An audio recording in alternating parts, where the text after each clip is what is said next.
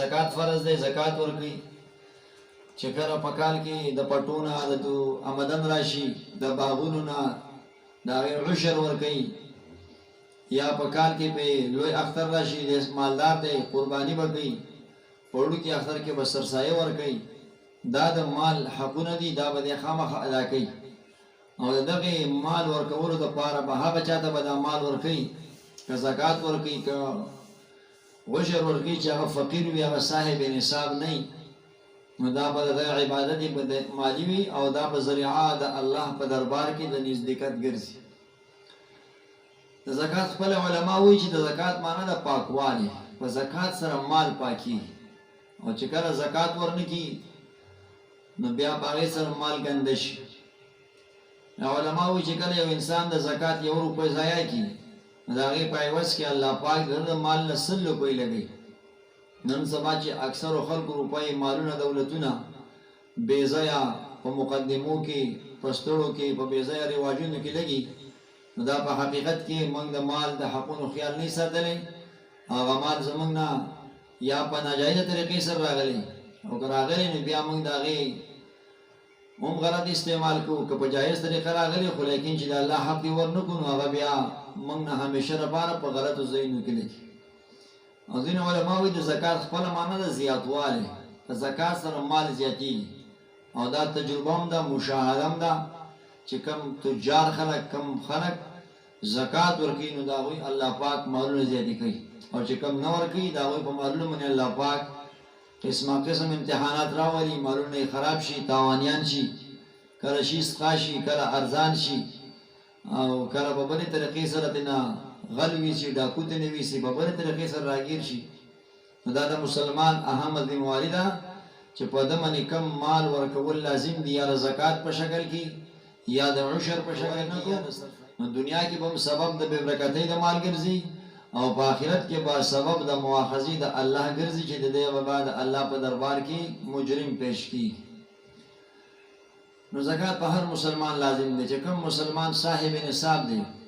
علما وایي چې هغه نصاب چې پای کې فقراو ته نفع وي هغه مقرر کول زیات غوره دي نو د هغې لپاره علماو 2.5 تولې سپین زر نصاب مقرر کړلی چې د کم مسلمان په ملکیت کې 2.5 تولې سپین زر یا د هغې قیمت او یا د هغې مساوي مال تجارت دی ځمکه ده پټی دی کوټه ده دکان دی خو لیکن د تجارت دپاره دی یا په دکان کې سامان دی نو چې د هغې قیمت د دغې 2.5 تولو سپین زر سره برابر وي او په دې باندې کال تیر شي او دا د قرضو نه پاک وي نو بیا به دغه مسلمان په دې کې 40 روپۍ په زکات کې ورکوي او د هغې آسان حساب دی چې په 100 کې 2.5 روپۍ دي په 200 کې 15 روپۍ دي په دغه حساب سره ځای نو په 40,000 کې 1000 روپۍ دي او په 1,00,000 روپو کې بیا 2.5 دي دغسې په کورونو کې زنانو سره سره زر دي او د هغې مقدار یوازې سره زر دي نو چې بیا د هغې مقدار ونیمې تلو پکار دی خو لیکن که د سرو زرو سره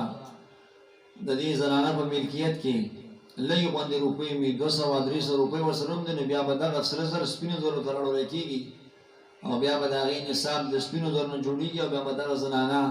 خامخا د خپل مال زکات ورکوي نو که زکات یې ورنکړو هر مسلمان نو بیا قیامت کې د هغې سزا به ورته میلاویږي چې د هغې وضاحت قرآن مجید کړلی یوم یحما علیه چې کله الله پاک دغه مال ګرم کړي او بیا په دې باندې الله پاک دغه انسان وچولی د هغې فتکوا بها جباههم وجنوبهم وظهورهم هذا ما کنزتم لانفسکم فذوقوا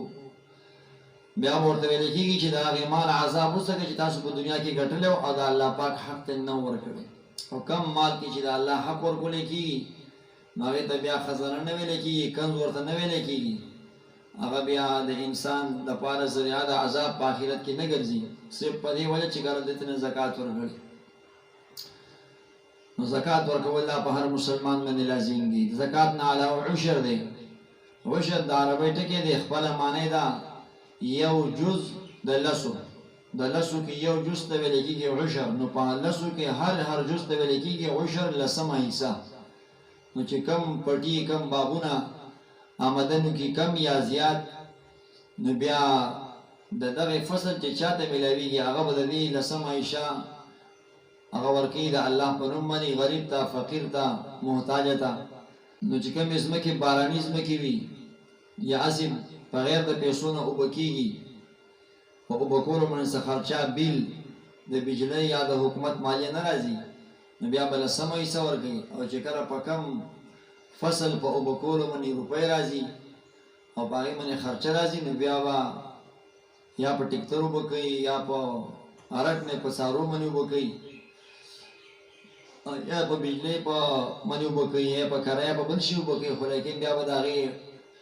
نصف عشر ورکوي چې هغې ته ویل کېږي شلمه، یعنې 19 حصې به د مالک ته پاتې کېږي او هغه شلمه حصه به بیا دغه ورکوي. خو هغه شلمه نه چې په څټه کې شلمه دړی په 10 دړو کې یوه دړۍ دا عشر دی او په 20 دړو کې یوه دړۍ دا نصف عشر دی. نو بیا به په 20 دړو کې هغه شلمه دړۍ چې ورکوي نو هغې ته ویل کېږي نصف عشر. دا د مسلمان په دنیا کې ذمہواری دي.